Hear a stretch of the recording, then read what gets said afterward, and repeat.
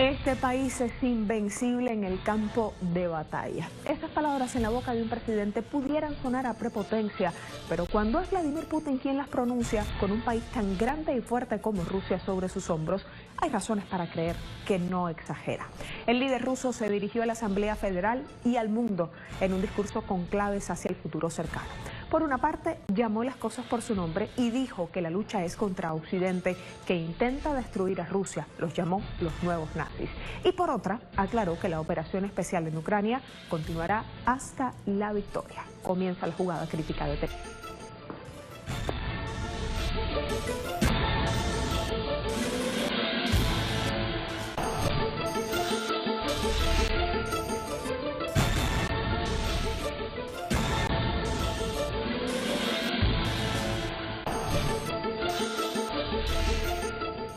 Putin y su discurso frente a la Asamblea Federal. Entre aplausos, el presidente ruso aseguró que cuantos más medios entregue Occidente a Kiev a largo plazo, más se obligará a Rusia a alejar la amenaza por sí misma. Aclaró sí que Rusia ha hecho todo lo posible para resolver el conflicto en el Donbass de forma pacífica, pero las iniciativas de paz han sido completamente subvertidas por la mentira y la hipocresía, ante las cuales Occidente ha cerrado los ojos, como también lo había hecho ante la actividad terrorista que se desataba en el Donbass desde el Euromaidán. Esto supone, dijo, un nuevo escenario. La cooperación en la escena mundial entre China y Rusia, como hemos subrayado muchas veces, es de gran importancia para la estabilización de la situación internacional. Quiero decir que Rusia cesa su participación en el acuerdo sobre el armamento estratégico ofensivo.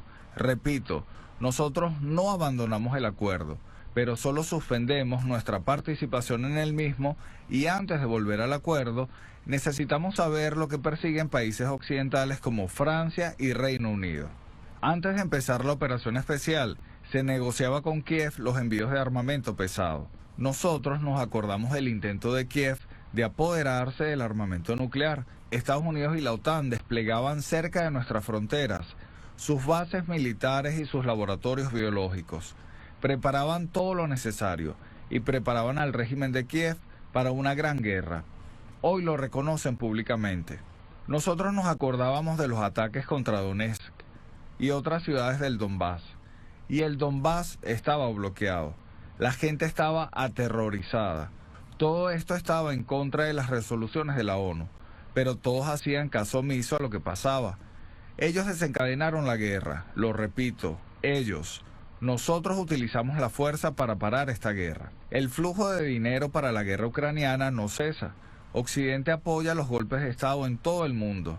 En la conferencia de Múnich nos acusaban mucho, pero parece que lo hacían para que todo el mundo se olvide lo que hizo Occidente durante las últimas décadas. Occidente sumergió a regiones enteras en un caos.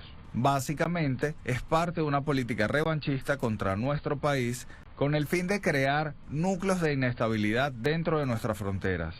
Tanto en el siglo pasado como ahora, la idea es la misma: dirigir la agresión contra el este, provocar una guerra contra Europa y con las manos ajenas eliminar a los contrincantes.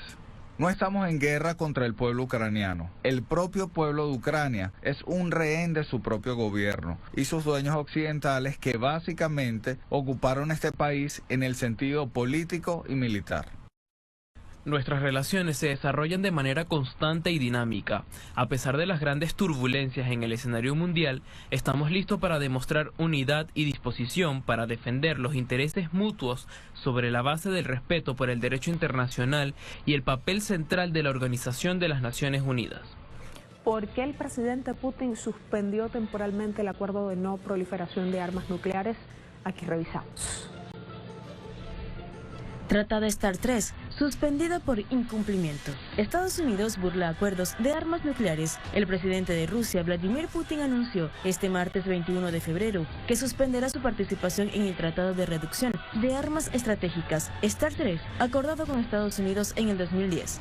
En declaraciones recientes, distintos voceros de Estados Unidos y de Occidente han criticado que el Kremlin no permite las actividades de inspección en su territorio en cumplimiento del acuerdo. El gobierno ruso considera considera inapropiada la presencia del ejército estadounidense en sus instalaciones estratégicas, ya que han sido atacadas en los despliegues militares de la OTAN en Ucrania. Asimismo, Rusia acusa a Estados Unidos de destruir el marco jurídico para el control de armas y seguridad nuclear. El presidente Putin catalogó el alegato norteamericano como un absurdo teatro, ya que la OTAN le exige a ellos que se cumpla el tratado, mientras al mismo tiempo países como Francia y Reino Unido, miembros de la alianza guerrerista OTAN, cuentan con un arsenal nuclear y adelantan la producción de más armas estratégicas en conjunto con la potencia norteamericana, sin ninguna restricción. Recordemos que el Tratado de Reducción de Armas Nucleares Estratégicas, START 1, fue firmado por los presidentes George Bush de Estados Unidos y Mikhail Gorbachev de Rusia el 31 de diciembre de 1991,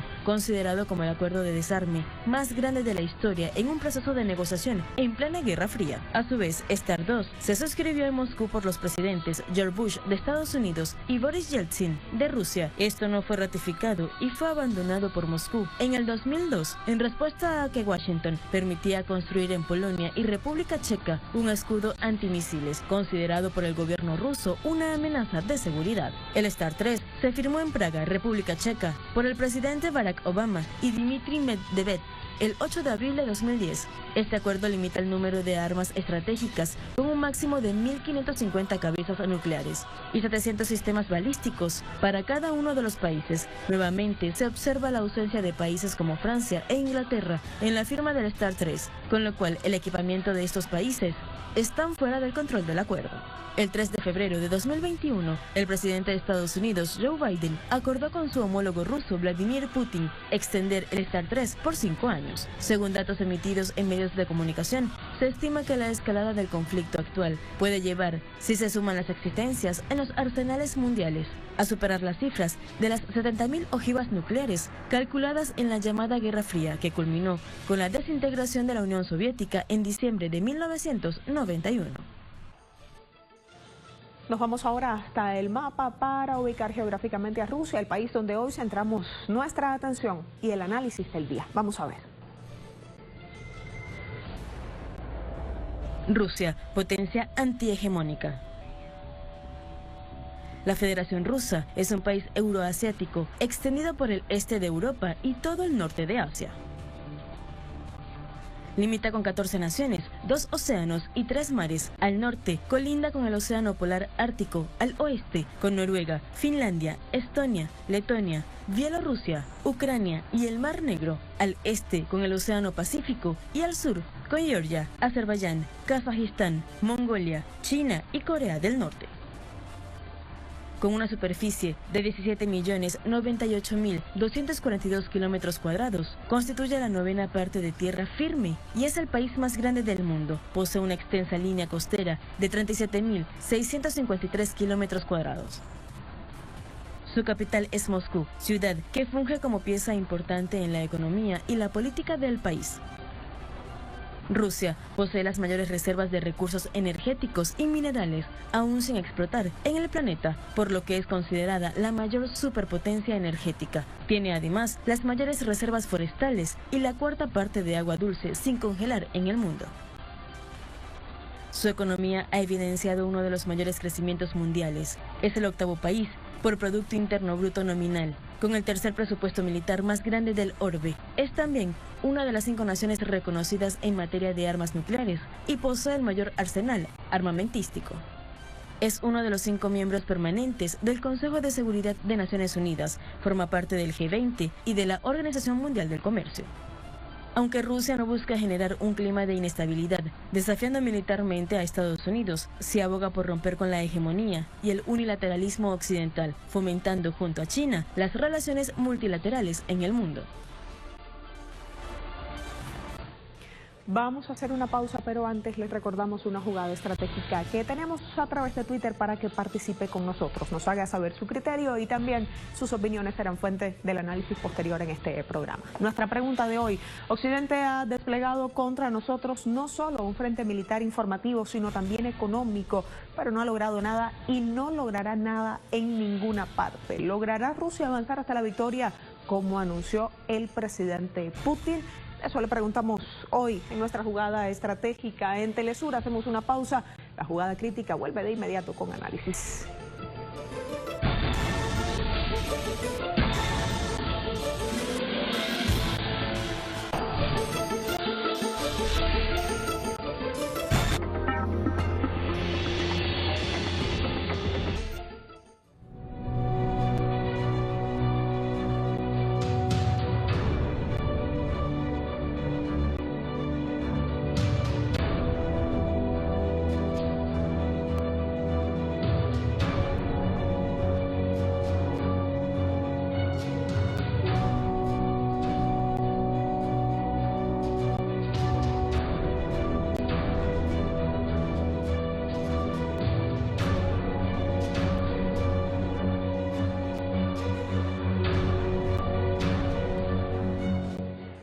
bueno que recordemos también para este programa la reciente escalada de tensiones en el Donbass. Vamos a repasar punto por punto. El 24 de febrero de 2022, el presidente de Rusia, Vladimir Putin, desplegó una operación militar especial en la zona del Donbass con el objetivo de defender los territorios de las repúblicas de Donetsk y Lugansk, preservar la paz en la región y, según sus palabras textuales, proteger a las personas que han sido víctimas de un genocidio por parte del régimen de Kiev durante 8 años. El mandatario aclaró que sus intenciones no eran invadir Ucrania, sino lograr su desmilitarización. Aunque medios occidentales emprendieron una campaña para señalar a Rusia como el agresor, los hechos prueban lo contrario. Desde las protestas del Euromaidán, la llama del extremismo y la ultraderecha se avivaron en Ucrania de tal forma que las milicias neonazis llegaron a colarse dentro de la policía y parte del ejército. En este contexto ocurre la masacre de Odessa en 2014, donde grupos ultraderechistas quemaron vivas a 48 personas, incluyendo a algunos menores de edad. Ese mismo año, las autoridades de Crimea constitucionalmente celebraron un referéndum de adhesión a Rusia, ganando el sí con un 96,77% de los votos. En este contexto, los territorios de Donetsk y Lugansk, con una alta población rusa, declaran su independencia de Ucrania. Lo que los medios occidentales no cuentan y omiten es que desde hace 8 años los bombardeos, ataques y masacres del gobierno de Kiev contra la población civil, entre ellas minorías rusas y húngaras, en dicho país se hicieron constantes amparándose en supuestas operaciones antiterroristas. Tampoco mencionan el genocidio cultural y la limpieza étnica emprendida por el ejército ucraniano y las milicias neonazis como el batallón de Azov contra la población rusa y húngara residente en Ucrania, que ha generado al menos 1,5 millones de desplazados. Los líderes de estos grupos nacionalistas ucranianos se han referido a la población rusa y húngara como cerdos y han amenazado con lincharlos. El mandatario ruso ha aclarado que Rusia se está esforzando por la desnazificación de Ucrania, así como por llevar ante la justicia a quienes cometieron numerosos crímenes de lesa humanidad contra civiles, incluidos ciudadanos de la Federación Rusa. Como resultado de esta operación militar especial, se han destruido al menos 74 instalaciones terrestres de la infraestructura militar ucraniana, incluidos 11 aeródromos de las Fuerzas Aéreas, 3 puestos de mando, una base naval de la Armada y 18 estaciones de radar de los sistemas de defensa aérea S-300 y Buk M1. Expertos señalan que la crisis actual fue causada también por la negativa de Kiev de cumplir con los acuerdos de Minsk, así como la cada vez más expansión de la OTAN hacia las fronteras rusas. Entre tanto, Estados Unidos y sus aliados continúan aupando el conflicto, enviando suministros de armas a Ucrania e imponiendo nuevas sanciones ilegales a Rusia. Análisis ya de nuestros invitados. Desde España, Daniel Seiso, periodista, y desde Argentina está con nosotros Cristian Lamesa, especialista en temas de la URSS, autor del libro La paternidad del mal. Daniel, Cristian, ¿cómo están? Bienvenidos. Un saludo, Daniel. Obrigado. Cristian, ¿qué tal está? Qué bueno que nos acompaña. Vamos a comenzar de inmediato el análisis con estos invitados. ¿Está Rusia fuera del START 3? Temporalmente, mayor fuerza nuclear para el país, está al 92% de capacidad nuclear. ¿Qué pasa con Francia y Reino Unido? Se está preguntando el presidente Vladimir Putin y exige como condición que sean puestas todas las piezas sobre la mesa para volver a discutir el START 3. Le preguntó Daniel, ¿cómo leemos esta información?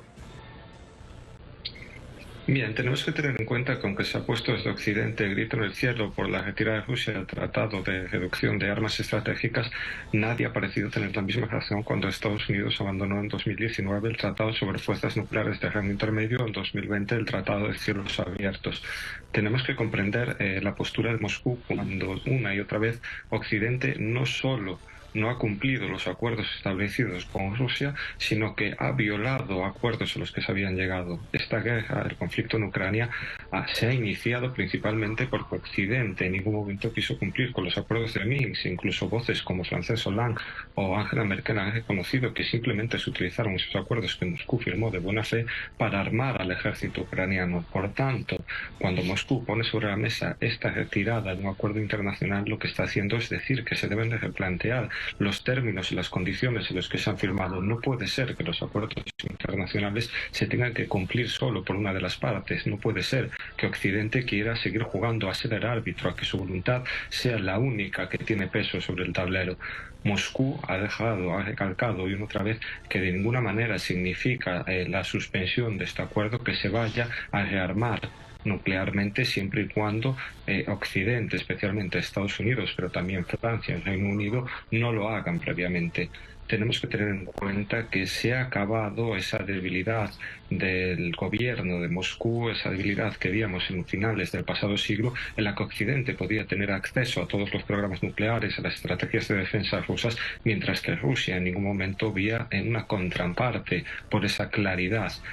Más bien tenemos que entender esto como un llamado de atención, tenemos que entender esto como una última alerta, especialmente a los pueblos de Occidente, para que hagan que nuestros gobiernos se tomen en serio, por fin, la senda de la paz y que dejamos de avanzar en una escala militar.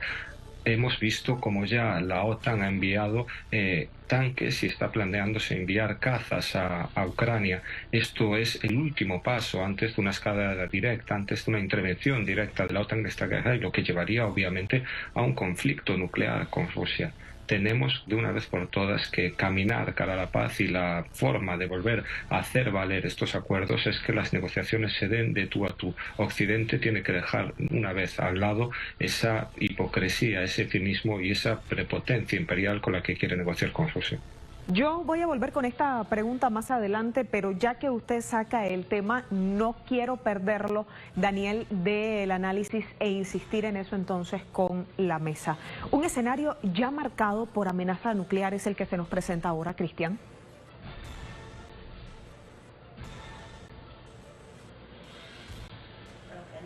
No tenemos comunicación en este momento, al menos fluida, con nuestro invitado desde Argentina, Cristian Lamesa. Quisiéramos mucho conversar con él porque es especialista en temas de la URSS y hay muchas visiones que nos puede entregar a partir de su estudio del tema. Vamos a tratar de establecer esta comunicación más adelante y voy a seguir conversando con Daniel, y pasamos ahora sí, Daniel, a otra pregunta sobre el escenario y los múltiples escenarios que planteó también Putin durante su alocución. Uno de ellos hablaba precisamente del panorama interno de Rusia, un país con sanciones directas a su economía de toda índole y que han crecido solo con el paso del tiempo, y aún así logra cerrar el año anterior con unos índices de crecimiento que no eran los pronosticados por organismos internacionales. ¿En qué situación está el país ahora mismo, además de llevar a cabo esta operación militar especial, con una economía que, si bien no está en el mejor momento de la historia, no está tan mal para un país que lleva adelante esta operación? Obviamente tenemos que tener en cuenta que las sanciones que se ejercen contra Moscú tienen un peso en la economía rusa. No podemos hacer de menos esas sanciones, ese bloqueo criminal, incluso la piratería de los recursos rusos que están llevando a cabo por las instituciones occidentales. Pero bien, parece que los vaticinios catastróficos, esos que decían que Rusia iba a colapsar, que su economía ya no podría soportar el peso de las sanciones, no se han cumplido. Las sanciones han repercutido en cierta manera, pero también han obligado a Rusia a tejer una estrategia para poder salvar esas sanciones, para poder hacer que sus sectores productivos sigan avanzando sin tener que ser tan dependientes del mercado occidental y de los mecanismos y organismos que ellos promulgan. Un ejemplo claro sería la agricultura. Estamos viendo cómo las sanciones europeas que se emitieron contra Moscú han hecho que Rusia vuelva a poner el foco sobre la economía agrícola, y los baremos que se están logrando durante este año están batiendo todos los récords. Rusia está utilizando esto precisamente para avanzar en mecanismos sociales, para hacer que las clases trabajadoras puedan tener un nivel de vida más desahogado, y también para ser solidario con otros países. Estamos viendo como África o la propia Cuba se están viendo beneficiados también de esos récords agrícolas con los que Moscú es capaz de mostrar solidaridad con otros pueblos. Y es que Estados Unidos a la cabeza, Washington, también la Unión Europea. Estas sanciones están tejiendo ellos mismos un mundo multipolar. Todos los afectados por las sanciones estadounidenses, como bien puede ser Irán, Cuba, la propia China o Rusia, están empezando a tejer una economía alternativa, están empezando a mirar un mundo que es capaz de darle la espalda al imperialismo estadounidense y a los mecanismos económicos que lo sustentan. Vemos como el dólar es una moneda que actualmente se encuentra en serio riesgo, está siendo desafiada por primera vez en la historia con un desafío real, poderoso. Tanto China como Rusia, como Irán, como otros países son capaces de funcionar en sus propios mercados con sus propias monedas e intercambiar recursos de alto valor sin tener que ser dependientes del dólar. Putin en su discurso ha dejado claro que ese mundo unipolar, ese reinado del dólar se va a romper, y ha dejado también claro que esto va a hacer que las economías de los países que hasta ahora serían sometidos a este reinado sean más independientes, vuelvan a ser soberanas. Se tienen que acabar las privatizaciones. También la propia burguesía rusa tiene que intentar dejar de lado su dependencia con Occidente y mirar para el desarrollo de su país, para que sea un desarrollo justo, lo más equitativo posible para todas las capas sociales. Y creo que las sanciones simplemente han venido a acelerar este proceso, han dado un impulso a un mundo que ya estaba naciendo, y a día de hoy digamos que Occidente está viendo como esta estrategia, estas sanciones, este pirateo imperialista de los recursos de otros pueblos ya no funciona tal y como ellos habían planteado, y parece que Rusia sobrevive. Vamos a citar aquí un fragmento del discurso del presidente Putin que no quiero pasar por alto dentro de nuestra conversación. Creo que ya tenemos comunicación con Cristian Lamesa. Cristian, ahora sí, si nos escuchas, el saludo oficialmente para ti.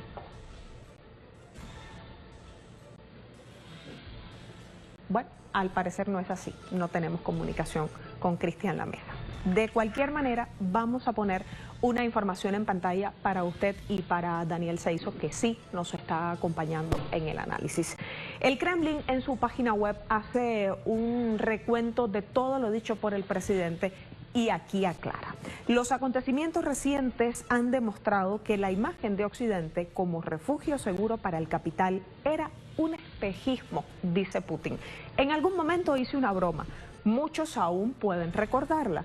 Les dije a los empresarios rusos que se enfermarían corriendo de un tribunal a otro y de una oficina a otra en Occidente tratando de ahorrar su dinero. Así es exactamente como resultó.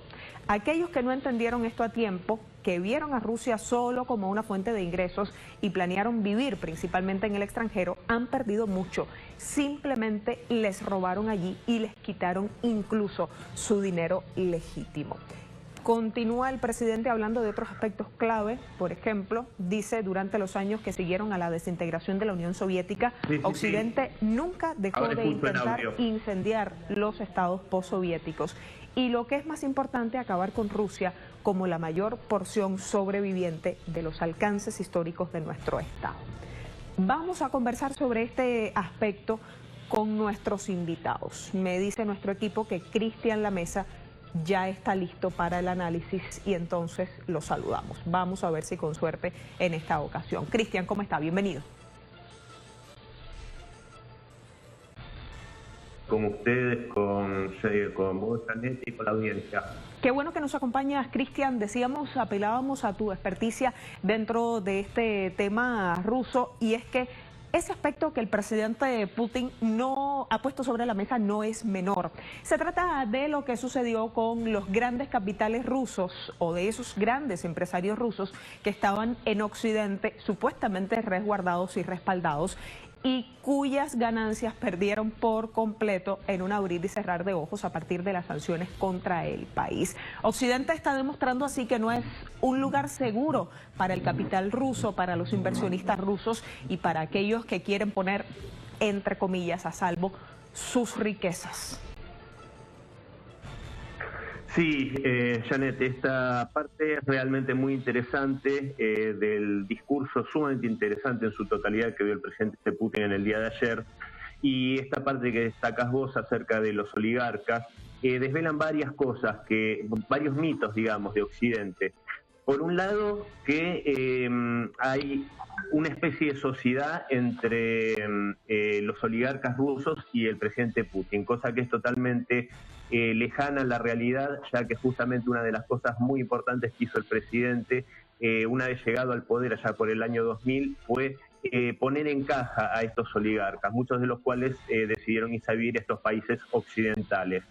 En este caso, él también en algún momento, hace algunos años, refirió una anécdota en la cual les decía a estos empresarios rusos que no había mejor lugar para tener su dinero que la patria rusa.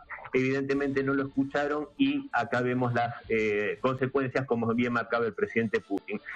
A esto quiero añadir una cosa muy brevemente, si me permitís, y con esto cierro, y es el grado de ignorancia o de mala fe o de torpeza tal vez de los líderes occidentales cuando se refería al comienzo de la operación militar en Ucrania, que le ponían sanciones al presidente Putin, al ministro Sergei Lavrov y a otros tantos funcionarios del Ejecutivo, inclusive de la Duma estatal rusa.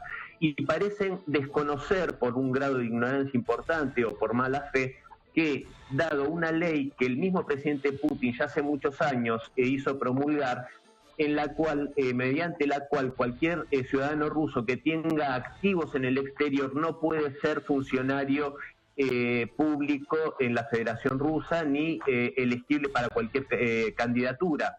Entonces, lo cual me parece una medida muy buena. Entonces, fíjense como decía el presidente Putin, estas sanciones en ese punto en particular lo único que hicieron fue perjudicar a estos empresarios que en muchos casos se podría calificar de traidores, digo yo, respecto a su lealtad con Rusia y en cambio una mirada muy prooccidental.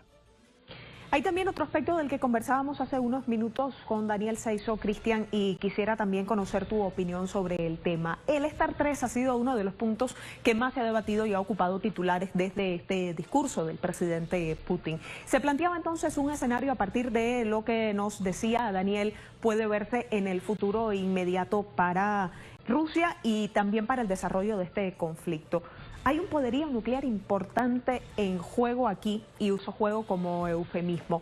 ¿Cree usted que estamos ante un escenario ya de carácter irreversible con esta retirada temporal de Rusia del Star 3? ¿O de alguna manera tendrá Occidente y Europa que verse forzado a negociar y a poner en claro cuál es el poderío que realmente tienen Reino Unido y Francia? ¿Sacar todas las piezas al tablero?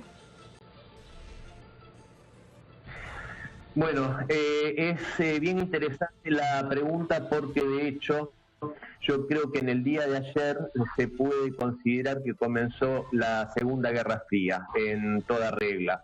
En este sentido creo que la suspensión de la participación de la Federación Rusa en el Tratado Star 3 es sin duda una escalada y una llamada de atención a las potencias occidentales. Es destacar que acá la Federación Rusa no está jugando, que está hablando muy en serio y que de ninguna manera va a caer en en esta especie de trampas tontas o absurdas que quiere ponerle los Estados Unidos, pretendiendo inspeccionar en este momento de beligerancia sus arsenales nucleares. En este sentido, yo creo que para responder a tu pregunta, los arsenales nucleares de Francia y del Reino Unido son muy pobres y esto es significativamente destacable en comparación al arsenal nuclear de la Federación Rusa, ya que inclusive este último que acabo de mencionar es muy superior tecnológicamente y en sofisticación al arsenal de los Estados Unidos. En este punto creo yo que hay algo que se dio en común en el día de ayer, que fue la crispación de los países occidentales y el reclamo a que reconsidere la Federación Rusa esta suspensión a la participación en el tratado. ¿Por qué es esto? Porque ya sin todo lo que puede generar esta suspensión, ya de por sí la tecnología en cuanto a motores hipersónicos y a la capacidad de llegada en cuestión de minutos desde la Federación Rusa hasta los Estados Unidos con armamento intercontinental ya es muy superior al de los Estados Unidos. Entonces, creo que la Federación Rusa le está diciendo a los Estados Unidos que está hablando en serio, como se lo viene diciendo desde el año 2007 en la Conferencia de Seguridad de Múnich, cuando el presidente Putin dio un memorable discurso, avisando todo lo que iba a pasar hasta el día de hoy. Entonces, en ese sentido, yo creo que comenzó una segunda guerra fría y que realmente Occidente va a tener que, a partir de este momento, medir muy bien. Porque también le dijo el presidente Putin otra cosa que creo que es cierta, y es que Rusia en el campo de batalla será invencible.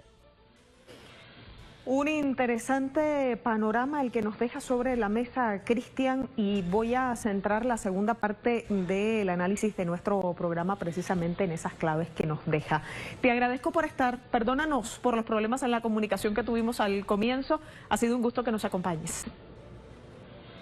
Por favor, ningún problema, y yo soy el agradecido por la invitación y compartir con la audiencia de Telesur. Qué bueno que estuviste con nosotros. También Daniel Seizo, que nos acompañó en los primeros minutos de este programa y que despedimos ahora con un gran abrazo. Daniel, gracias por estar con Telesur. Obrigado.